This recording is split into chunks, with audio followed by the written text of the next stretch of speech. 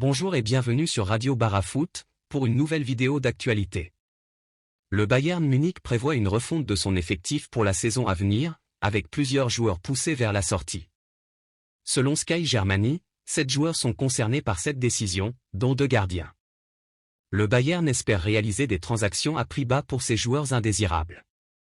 Le club espère ainsi réaliser un total de plus de 120 millions d'euros avec ses ventes, en plus des 47 millions d'euros déjà enregistrés avec le transfert de Lucas Hernandez vers le Paris Saint-Germain.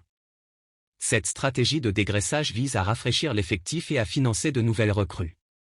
Le Betis Séville semble nostalgique et envisage le retour de plusieurs anciens joueurs cet été.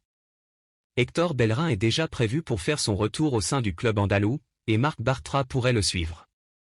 Selon le journaliste Fabrizio Romano, réputé fiable, il y a également des chances que Giovanni Lo Celso retrouve le maillot verdi-blanco.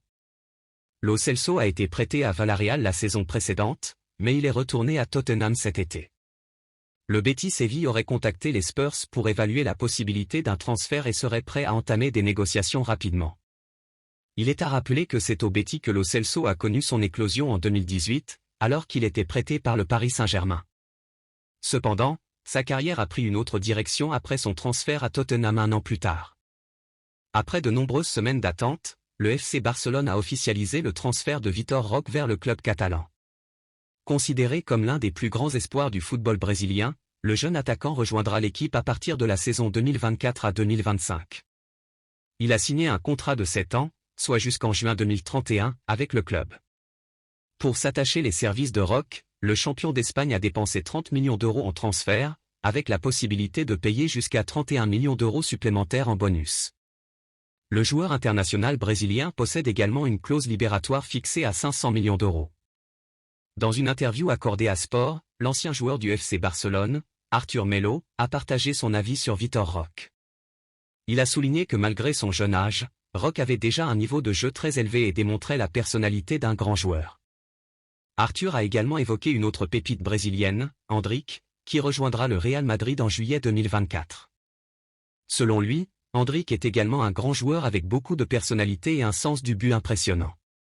Comme nous l'avons récemment rapporté, le Paris Saint-Germain et Galatasaray ont trouvé un accord pour le transfert définitif de Mauro Icardi pour un montant de 10 millions d'euros.